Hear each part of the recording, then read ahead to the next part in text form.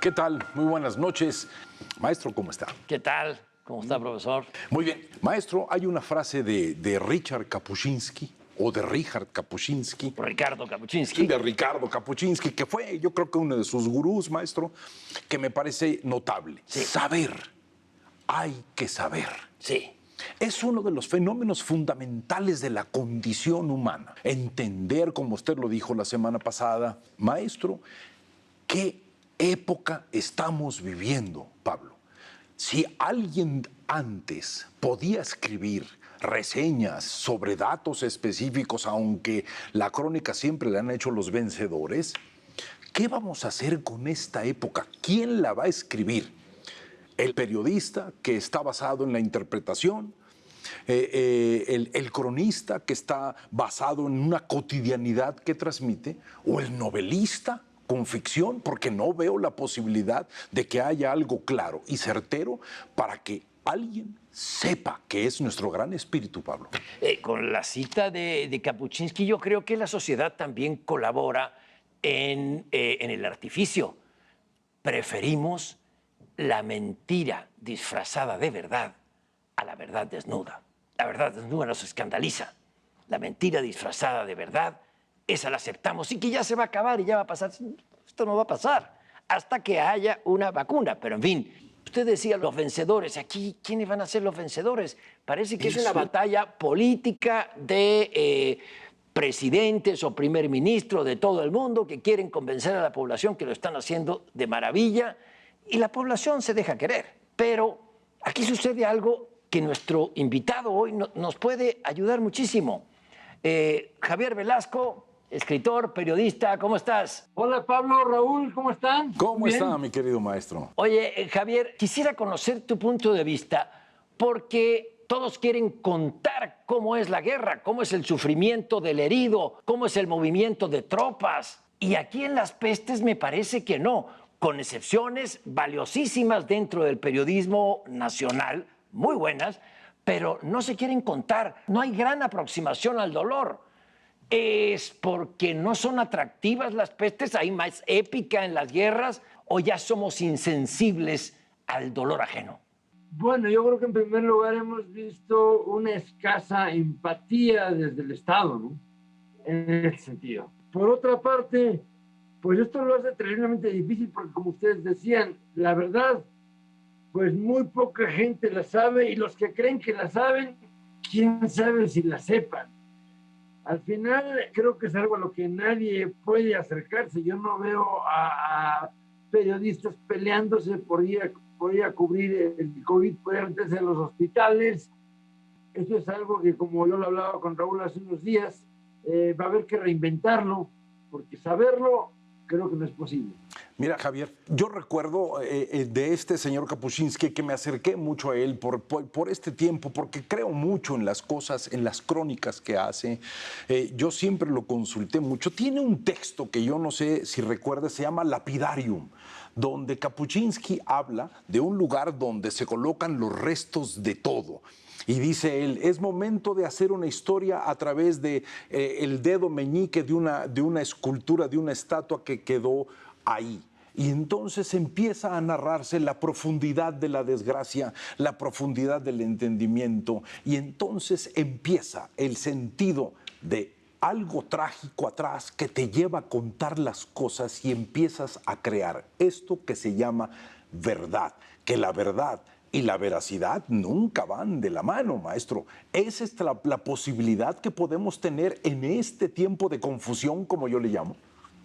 Yo creo que nunca tanta gente sufrió y sufrió por la misma razón en todo el mundo. Hay un fenómeno, sí, de empatía, pero entre los que estamos confinados. Esta situación de confinamiento creo que nos lleva a situaciones muy básicas, situaciones de supervivencia. Entonces, lo que estamos pudiendo hacer, creo, varios de los que estamos, por ejemplo, escribiendo un diario, es enfrentarnos con nuestros miedos, enfrentarnos a la soledad y esta situación en la cual cada quien está profundamente solo y lleno de miedo. despertamos en la mañana tratando de vencer el miedo y la ignorancia y nos dormimos así. Nadie sabe nada, estamos aparte a merced de cantidad de información barata que nos llega, ya sea por WhatsApp, ya sea por las redes sociales. Entonces, para escribir esto, para contar esto, creo que la única opción que tenemos los que escribimos es ir hacia adentro de nosotros, diría vulgarmente a nuestro corazón. Creo que esto también nos está enfrentando a nuestros miedos más íntimos. Nadie sabe cómo va a reaccionar en una pandemia. Hay gente que es muy mezquina, hay gente que es muy generosa, pero es que el miedo está allá atrás y nadie sabe bien lo que está haciendo, lo que está diciendo. Noto, por ejemplo, que cuando uno llama por teléfono, nadie se quiere despedir. Todo el mundo quiere seguir ahí. Necesita que le digan algo. Tengo amigos que me dicen, oye, ¿tú qué crees que está pasando? Estamos en el ¿qué crees? Es que yo creo. Y la verdad es que nadie sabe nada. Estamos en el siglo XXI en el territorio de la fe. Javier, acuérdate que en algunas tragedias que no han sido guerras, luego ha surgido una aproximación a la verdad. Acuérdate de Chernobyl.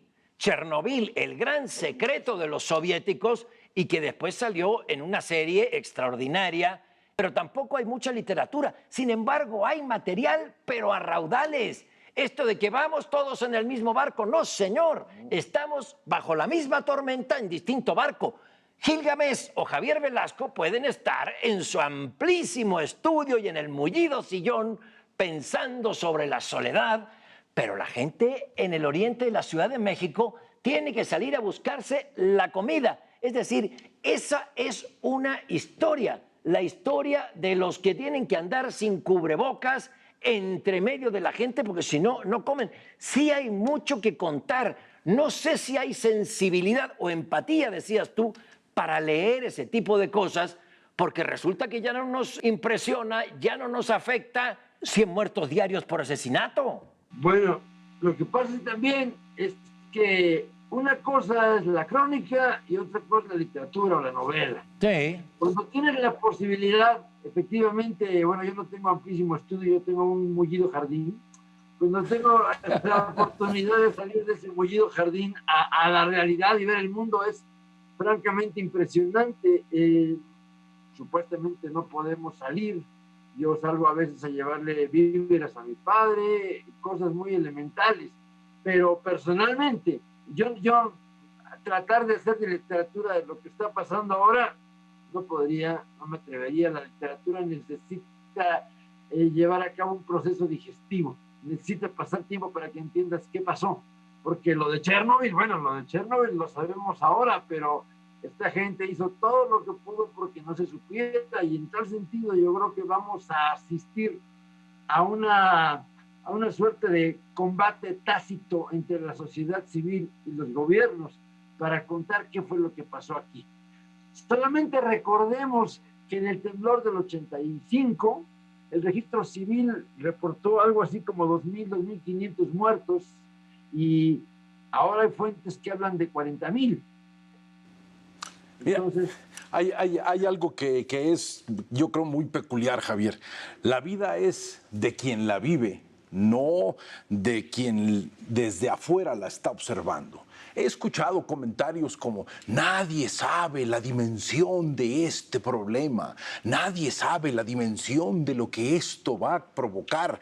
Lo que sí creo, maestro, es que la real dimensión de las cosas solamente la sabe quien se enferma o quien pierde a alguien o que encuentra otra manera de vivir. Siempre hemos tenido nosotros esta como necesidad de plantear. Los soviéticos callaron y fue hasta que los suecos dijeron, oigan, hay una radiación enorme en Europa, cuando ya no se pudo contener la mentira. En una mesa redonda que estuve, donde estaba Kapuscinski, estaba García Márquez. Kapuscinski hablaba de la veracidad y García Márquez le dijo, pero ¿por qué hablar de veracidad? ¿Qué te cuesta poner una lagrimita en la narración? Y Kapuscinski decía, una lagrimita modifica absolutamente la verdad y lo que tienes que contar. Eso es lo difícil, maestro. Y esa es la labor, sí, del literato.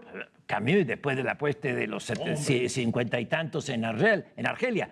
Y en México tenemos que contar y la labor del periodista, insisto, algunos lo están haciendo muy bien y algunas, he leído a unas mujeres valiosísimas, extraordinarias, que siguen casos, enseñan radiografías, van al hospital, se la juegan, lo que tiene que hacer un periodista, pero no se están, en la mayoría de las crónicas de lo que vemos, Javier, no se están sintiendo los pasos del reportero, a qué huele, cómo se toca, a qué sabe, qué impresión me deja.